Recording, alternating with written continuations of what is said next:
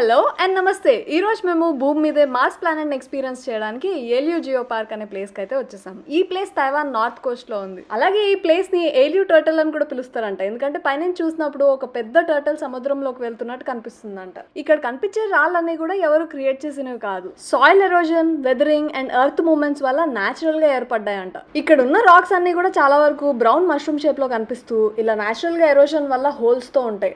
ఏలియూ Jio park north Taiwan లోనే most important cynic spot, ఎందుకంటే ఇలాంటి న్యాచురల్ రాక్ ఫార్మేషన్స్ వరల్డ్ లోనే చాలా రేర్ గా కనిపిస్తాయి. ఈ రాక్ ఫార్మేషన్స్ అన్ని కూడా పక్కన పెట్టేస్తే ఈ ప్లేస్ మొత్తం కూడా ఎడారిలా కనిపించే కొండల్లా ఉంటుంది.